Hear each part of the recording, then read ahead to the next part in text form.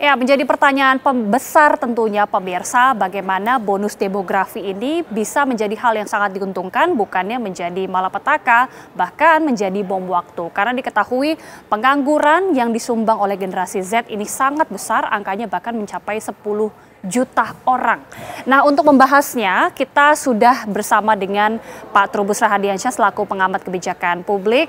Pak Trubus, selamat malam, apa kabar? Selamat malam, Mbak. Oke. Sehat selalu. Sehat selalu tentunya. Sebelum kita membahas lebih jauh Pak mengenai Gen Z ini, ada baiknya ya kita terlebih dahulu melihat bagaimana sih data yang diperoleh dari BPS, dari Badan Pusat Statistik mulai dari tahun 2023, di mana memang jumlah penduduk Indonesia ini ada sebanyak 275 juta penduduk, terdiri dari laki-laki 139,3 juta dan juga perempuan 136,3 juta jiwa untuk penduduk perempuan. Ini data yang diperoleh dari BPS per 20 Februari 2023, pemirsa. Selanjutnya kita juga akan melihat betapa atau berapa banyaknya jumlah penduduk jika dikelompokkan dalam kategori umur ataupun generasi. Sebagaimana kita ketahui, pemirsa mungkin sudah banyak sekali mendengar istilah-istilah boomer, istilah Gen X, istilah Gen Z. Nah, dari data BPS, 175 juta penduduk Indonesia, terdapat ada 29,2 juta jiwa generasi pre-boomer dan boomer. Jadi mereka ini adalah yang lahir sebelum tahun 1964 hingga tahun 1964. Ada 14,2 juta jiwa laki-laki dan juga 15,3 juta jiwa perempuan. Selanjutnya pemirsa adalah generasi X. Ini mereka yang lahir tahun 1965 hingga 1980. Total ada 49,1 juta jiwa, terdiri dari 24,5 juta jiwa dan 24,6 juta jiwa penduduk perempuan. Kita lanjutkan generasi milenial, ini adalah generasi saya, Pak Trubus, ini lahir tahun 1981 sampai 1996. Ini adalah generasi yang jumlahnya juga cukup besar, terdiri dari 32,1 jiwa laki-laki dan 31,4 juta jiwa perempuan. Nah, inilah sekarang yang ditampilkan generasi Z yang tentunya masih menjadi banyak sekali perbincangan. Kelompok umur yang lahir di rentang tahun 1997 hingga 2012, artinya ini usianya dari 12 tahun hingga yang tertua sekitar 27 tahun. Jumlah Gen Z ini sebanyak 67 juta jiwa, luar biasa.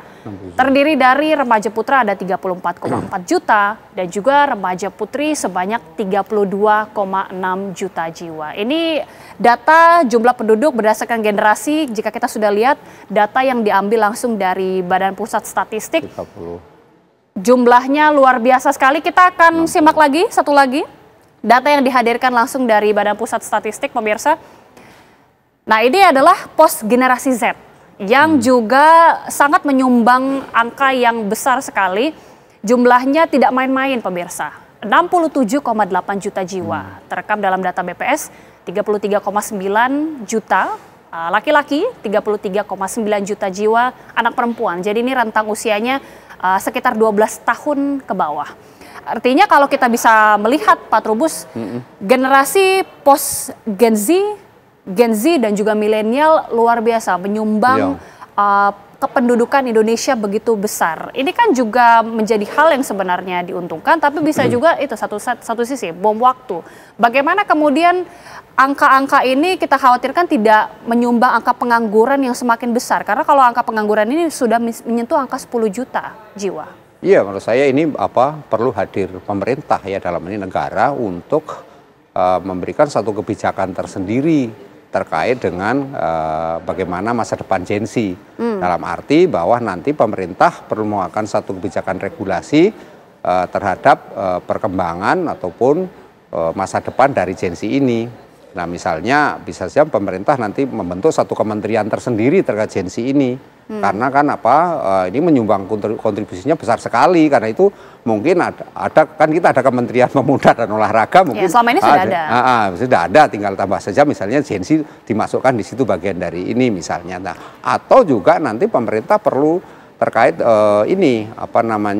memberikan ruang pekerjaan yang luas kepada mereka melalui kebijakan-kebijakan yang diciptakan oleh pemerintah sendiri. Tapi gitu. selama ini kan memang kebijakan sudah cukup banyak ya Pak, sudah ada banyak kartu prakerja, pelatihan-pelatihan juga sudah dilakukan. Tapi faktanya pengangguran ini justru banyak disumbang dari lulusan SMK, bahkan yang sudah ibaratnya sudah siap lah untuk bekerja. Ini yang salah apa sebenarnya Pak? Iya, yang salah memang ini antara permintaan dan penawarannya itu nggak seimbang gitu. Artinya kriteria yang dibutuhkan pekerjaannya itu dengan kapasitas atau kemampuan dari Gen Z sendiri nggak nyambung gitu. Jadi kalau bahasa kerennya itu nggak ada link and match-nya itu nggak kena gitu. Okay. Itu persoalannya. Yang kedua saya melihat memang ini semua bersumber juga dari bagaimana pemerintah selama ini kurang memperhatikan keberadaan Gen Z, hanya kaitannya diberikan pelatihan tapi tidak diberi lanjutan seperti apa selanjutnya kan gitu.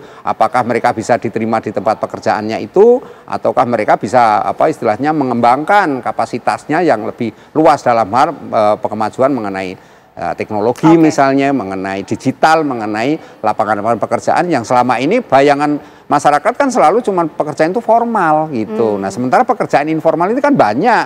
Nah mungkin bagaimana nanti diarahkan untuk hal-hal yang sifatnya formal maupun informal. Kalau kita orientasinya formal semua memang akhirnya munculnya pengangguran ini gitu. Tapi memang ini penting. Yang kedua memang pemerintah perlu mungkin di tingkat, karena ini kan ada tempatnya kan asal. Misalnya di kampung-kampung halamannya, kan kita ada dana desa. Mungkin itu dana desa bisa diolah kelola sedemikian rupa, sebagian untuk pengembangan Gen Z agar Gen Z ini bisa berkembang di desanya, mengembangkan entah apa pariwisata, kita akan coba gitu. Hadirkan juga bagaimana data pengangguran, tapi terlebih dahulu ini adalah merupakan data survei kependudukan pemirsa. Nah, kita sekarang akan hadirkan bagaimana kemudian jumlah Gen Z yang menganggur. Jadi data dari BPS pemirsa.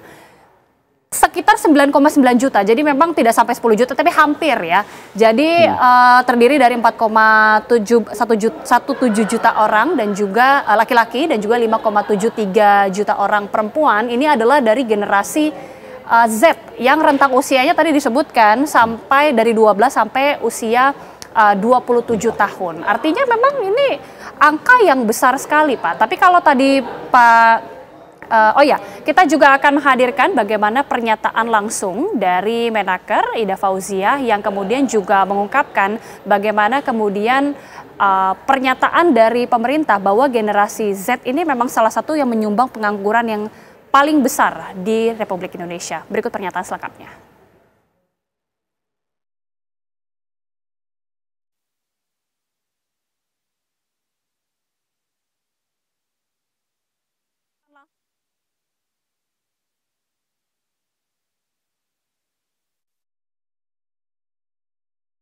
Ya, ini adalah pernyataan dari Menaker Ida Fauziah. Mereka yang pengangguran adalah kebanyakan generasi Z.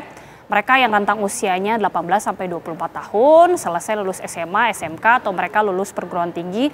Rata-rata mereka adalah posisinya, kalau 18 tahun biasanya posisinya mencari pekerjaan atau meneruskan kuliah. Ini bahkan dari Menaker sendiri sebenarnya sudah memiliki kesadaran bahwa memang dominasi pengangguran itu justru dari generasi Z yang memang bahkan sudah sebenarnya diberikan pelatihan-pelatihan. Tapi sekali lagi penciptaan lapangan kerjanya ini ternyata tidak selaras dengan kemampuan dari kualitas Gen Z tersebut.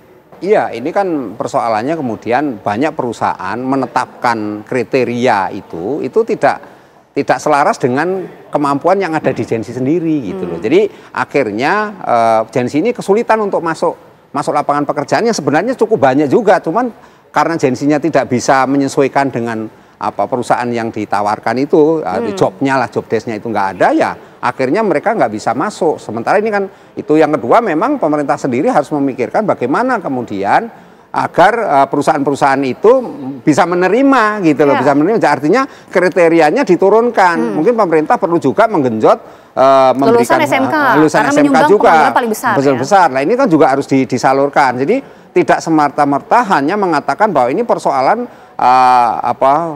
bonus demografi, ini persoalan kemudian mereka menyumbang pengangguran yang tinggi dan semuanya, tapi tanpa ada solusi. Nah, kalau nggak seperti itu ya ujung-ujungnya mereka akhirnya menjadi generasi yang frustasi kan, karena mencari pekerjaan nggak ada. Ini kan berbicara mengenai generasi frustasi, ada fenomena menarik juga Pak Trubus, bahwa Gen Z ini kerap dikaitkan dengan kutu loncat. Jadi pengangguran yang sebenarnya dia tadinya sudah punya pekerjaan, tapi kemudian berpindah-pindah karena tidak stabil dalam satu perusahaan tertentu. Ini kita akan bahas fenomena ini karena cukup marak terjadi, namun usai jeda pemirsa, kami kembali saat lagi.